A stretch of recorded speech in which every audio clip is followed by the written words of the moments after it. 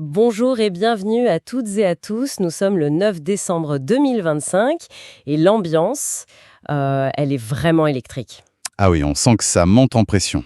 Clairement, la Coupe d'Afrique des Nations au Maroc, ça commence le 21 décembre, c'est dans moins de 2 semaines. Et l'effervescence est palpable, surtout au Sénégal.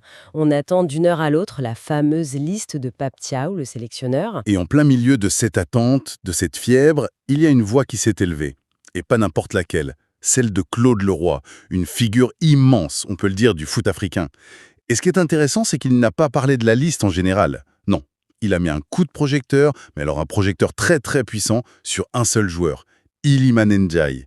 Et c'est là que ça devient fascinant, parce que ce n'est pas un simple compliment, tu vois. C'est une vraie analyse, détaillée, un éloge qui vient d'une des voix les plus respectées du continent. On a la citation exacte d'ailleurs. Oui, et il faut prendre le temps de peser chaque mot. Le roi dit: il arrive à la CAN comme l'un des joueurs phares du Sénégal. J'adore ce joueur, il est incroyablement doué.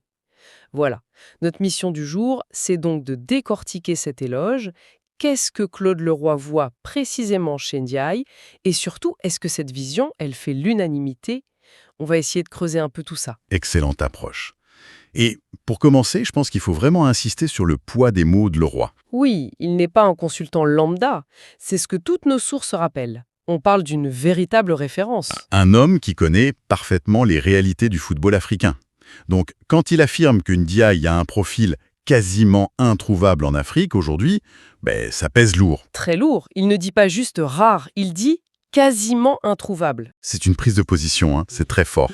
Ça place immédiatement le joueur d'Everton dans une catégorie à part. Et il détaille ensuite ce qui rend ce profil si unique. Oui, il parle de la technique pure. La capacité à éliminer en un contre un, même dans des tout petits espaces. Et surtout, cette faculté à changer le rythme d'un match. Sur une seule accélération. Une seule passe, une seule inspiration. C'est le portrait robot du joueur qui peut, à lui seul, faire basculer une rencontre. Et ce profil, c'est le cauchemar absolu des défenses regroupées. Le fameux détonateur capable de débloquer ces matchs fermés qu'on voit si souvent à la CAN. Ah, les matchs fermés de la CAN. On les connaît, ces matchs tendus, très tactiques, où les deux équipes se neutralisent pendant 80 minutes. C'est ça, et c'est précisément dans ce contexte-là qu'un joueur comme ça devient une arme absolue. Absolument. La plupart des équipes africaines aujourd'hui elles sont très bien organisées. Tactiquement, c'est devenu très solide. C'est de plus en plus difficile de trouver la faille juste par le jeu collectif. Il faut ce grain de folie, cet élément imprévisible. Et le roi a identifié Mdizaye comme cet élément pour le Sénégal? Exactement. Là où un plan de jeu, même bien préparé, peut se heurter à un mur, le talent individuel de Ndiaye, lui, il peut créer une brèche. Il ne fait pas seulement partie de la solution, il est la solution quand le système est en échec. C'est intéressant parce que ce profil de créateur pur, de numéro 10 dribbleur, on l'a souvent associé à d'autres continents. Je pense à l'Amérique du Sud, par exemple. Bien sûr. Mais le football africain a aussi eu ses magiciens. Des légendes comme le Ghanéen Abedi Pelé ou, évidemment, le Nigérien J.J. Okocha. Est-ce qu'on peut dire que Ndiaye s'inscrit un peu dans cette lignée de solistes de génie? C'est une excellente comparaison qui permet de nuancer un peu le propos de Leroy. Quand il dit « introuvable aujourd'hui », il a raison dans un sens. Le football moderne, même en Afrique, a eu tendance à formater les joueurs. À privilégier le physique, la discipline tactique? Voilà. Au détriment de la créativité pure. Okocha, c'était l'improvisation totale, un artiste quoi. Ndiaye est peut-être un peu différent. Il a cette même capacité à dribbler dans une cabine téléphonique, ça c'est sûr, mais il me semble plus intégré à un collectif, plus moderne dans son jeu. D'accord, je vois. Il est moins un soliste qu'un catalyseur. Il utilise son talent pour magnifier le jeu de ses partenaires. C'est peut-être ça la nuance qui le rend si précieux en 2025. Il a la magie des anciens, mais avec l'intelligence de jeu d'aujourd'hui. Ok, donc on a un talent rare adapté au football moderne. Mais on le sait bien, le talent seul, ça ne suffit pas. Ah, ça c'est clair. Le cimetière du football est rempli de génies d'un jour qui n'ont jamais confirmé. Ce qui nous amène au deuxième pilier de l'analyse de Leroy, la régularité. Oui, il n'insiste pas juste sur un éclair de génie. Non, il insiste sur son évolution constante et sa capacité à répéter les performances. Et ça, c'est le point de bascule. C'est ce qui transforme un joueur excitant en un joueur fiable. Un coup d'éclat, c'est bien pour les compilations sur Internet. La constance, c'est ce qui fait gagner des titres. Et Leroy va même plus loin. Oui, il dit que Ndiaye est en train de devenir un vrai leader offensif.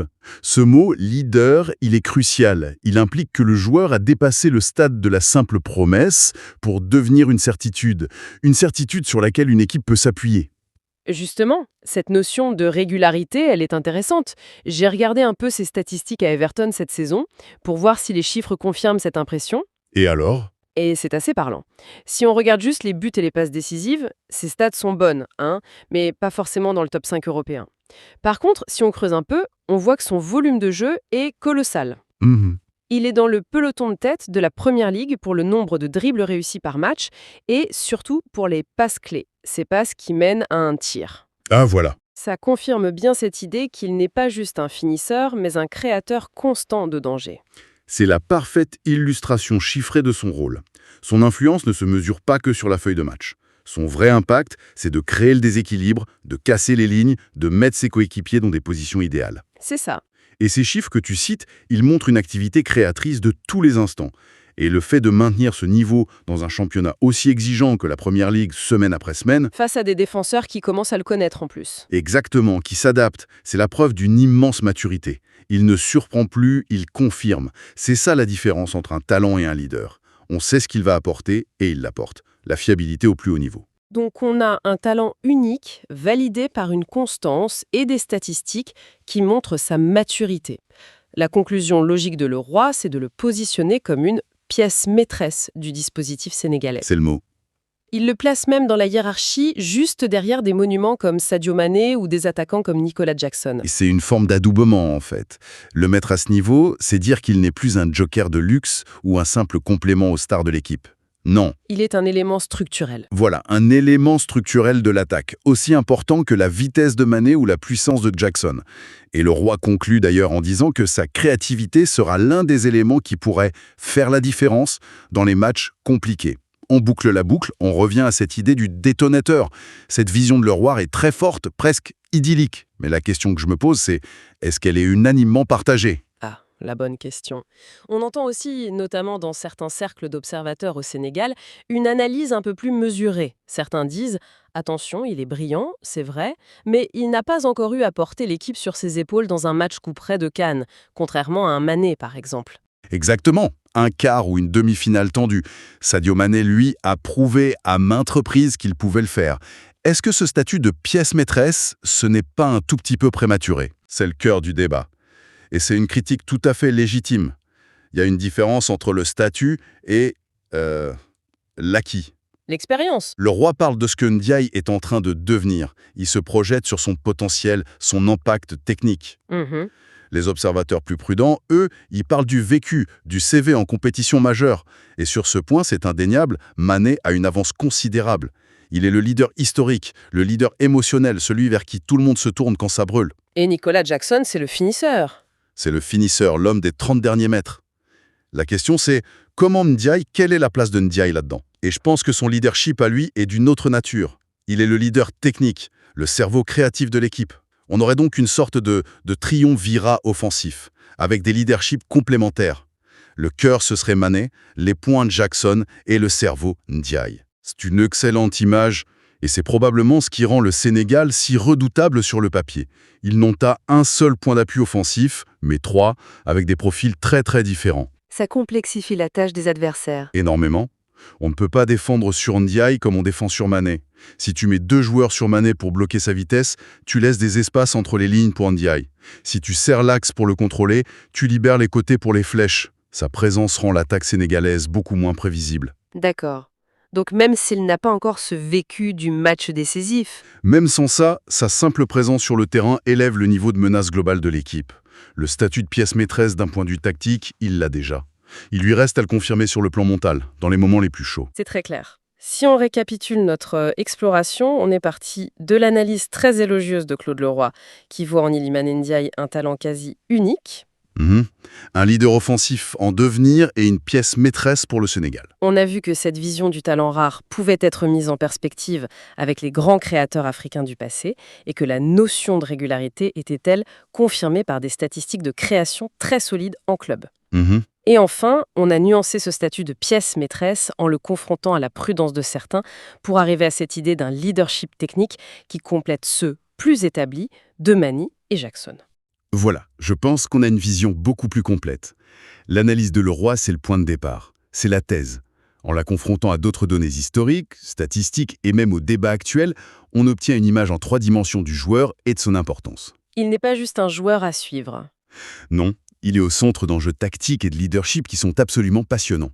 Ce qui nous amène à la pensée finale, la question qui reste en suspens et qui rend l'approche de cette CAN si excitante. Absolument. Parce que, au fond, l'analyse de Leroy est si convaincante que la question n'est plus de savoir si Ndiaye sera important pour le Sénégal. On a vu que la réponse est un grand oui. La vraie question, c'est... La vraie question, celle qui va occuper les nuits de Pape Thiaw, c'est comment ? Comment articuler le système offensif pour maximiser l'impact de ce joyau malais? Comment faire cohabiter ces 3 formes de leadership dont on a parlé? Faut-il construire le jeu autour de lui? Justement, lui donner les clés en position numéro 10, avec une liberté totale, au risque peut-être de brider un peu l'influence de Manet? Ou faut-il le voir comme un électron libre, qui part d'un côté pour créer le chaos? Comment associer tous ces talents? Voilà. Comment associer sa créativité à la percussion de l'un et au sens du but de l'autre, pour que la somme des talents soit supérieure aux individualités? C'est dans la réponse à ces questions tactiques que se jouera une grande partie du destin du Sénégal. La matière première est exceptionnelle. Tout le défi, c'est de trouver la recette parfaite pour en faire un plat inoubliable.